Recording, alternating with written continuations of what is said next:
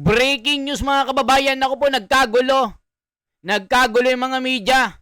Talagang nagkabakbakan mga kababayan.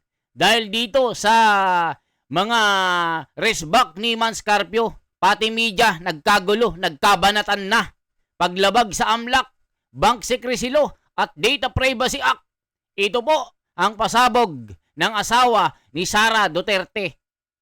Dilima naninilikado, Trillanes, magtago ka na. Lintik lang ang ulang ganti. Luistro, yung utang mo, bayaran mo. Yung 8 million. So ngayon mga kababayan, naku po, eto na. Alamin natin bakit nagkagulo. Muntik magkabanatan po dito sa interview. Eto po mga kababayan, naku po, yari na ang nagluto ng pusit. Yari na. Yan. Para makunan lahat. Para sabay-sabay na lahat, ha? Okay, tama. Dali. Yan. Okay. May suspense, may suspense. Okay na yan. Okay? Okay. Okay. Kuya, baba ng konti. Baba ng. Yan. Okay? Baba pa ng konti, baba pa ng konti. Oh, yan. Okay na? O, sige. Okay. Good morning po. Magandang umaga po sa inyong lahat. Maraming salamat po. Nandito po kayo. Yung mga questions po ninyo, kay Attorney Danao na lang po siya na lang po sasagot. Maraming salamat and God bless us all. Thank you po. Kailan po kayo nag-file, sir? Okay. Attorney Man, Sige, sige. mabilan pa mga kuan. Okay, o, sige na, ha? 5 minutes, 10 minutes, ha? Okay, okay. O, sige, unang tanong. Okay, ang pinail po namin is isang criminal case po dahil sa paglabag ng Section 8A, RA 9160 na naamendihan ng RA 11521. Ang sinasabi po sa batas ay bawal po na isiwalat ng AMLAC kahit anong informasyon na nalakap nila sa mga bangko. So yun po yung sinasandigan namin, yung Section 8A po ng RA 9160. Sir, sa mga Congress, they have the power daw ang Congress at subming a power. Teka lang. So, kung babasahin po natin yung batas na yon, na-amendahan siya noong 2021, RA 11521. Inamendahan ng RA 9160. So, 2021 po, yung batas na yan, pinatupad po ng Kongreso, di ba? So, ang batas, bago maging batas, pinag-uusapan, di ba, sa House, sa Senado. So kung meron silang gustong exception doon sa batas na yon, dapat nilagay nila. Ang Section 8A po ay malinaw. Nasabi ron, the AMLAC and its secretariat shall not in any way disclose any information in any manner. So anong ibig sabihin ng in any manner? Sa kahit na anong pamaraan, hindi pwedeng maglabas ng informasyon ang AMLAC. So kung gusto nilang may exception doon, dapat Kongreso mismo nagsabi na except number A, except number 2. Wala eh. Basahin po natin Section 8A at ang buong AMLA na batas, wala pong exception. Attorney, bakit kasama sa mga sinampay? You taste like summer peach sticky. Ayan mga kababayan ko. Talagang nasuplak sila Trillanes, Dilima, Luistro dito.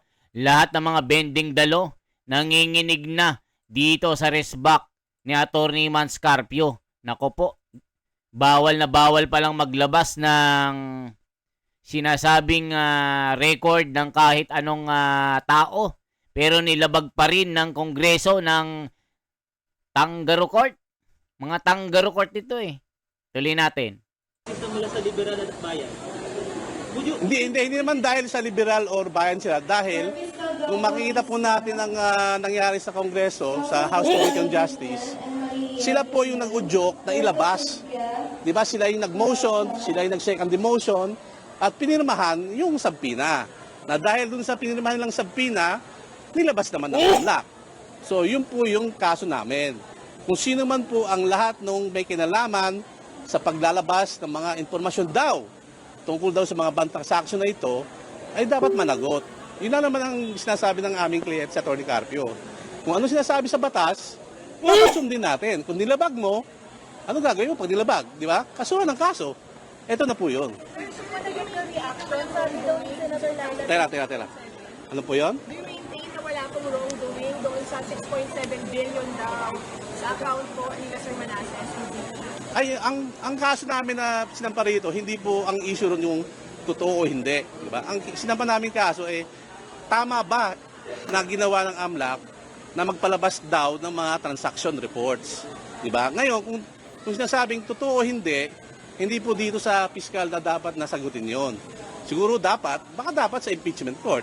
Diba? Hindi naman po parte ng impeachment si Atty. Carpio. Pinipilit po siya na madawit sa impeachment na pribadong individual. Diba? Hindi naman porket may akusasyon ka o meron kang hinanaing sa isang tao, pwede ka nang gumawa ng labag sa batas. Pwede ka nang gumawa ng illegal. Diba? Para saan pa ang mga batas natin na pinasa ng Kongreso mismo kung hindi natin tutuparin, kung hindi natin susundin. Diba? Di ba parang awkward, di ba? Mambabatas ka, pero hindi mo sinusunod ang batas. May confirmation ba sir dun sa billions of pesos na nalaman ng bank account? Ang problema kasi, hindi naman kami binigyan ng kopya nung sinasabi ng AMLAC. Kayo ba binigyan? Nakita nyo ba yung mga galing sa bangko na reports? Diba? Kasi kung kami magkokomento, dapat makita namin kung ano ba yung sinasabi ng bangko. Hindi yung sinasabi lang ng AMLAC. Diba? Kasi parang sinasabi nito ganito. Parang mahirap yata mag-comment sa isang bagay na hindi mo naman ikaw mismo nakita. Diba? Pero pag nakita namin yan, sa tamang panahon, tamang paraan, aming sasagutin. Sir, walang consent. Walang consent. Walang consent. In fact, sumulat pa nga kami sa AMLAC April 16 bago maglabas ng sabina na sinasabi namin, AMLAC, bawal yan ang sinasabing magpalabas ka ng impormasyon. So nagparating kami sa AMLAC na binabalaan sila. Pero ganun pa rin, walang nangyari. Sir, reaction lang, sabi ni Senator Laila De Lima, hindi daw covered ng prohibitions ng bank secrecy law ang impeachment.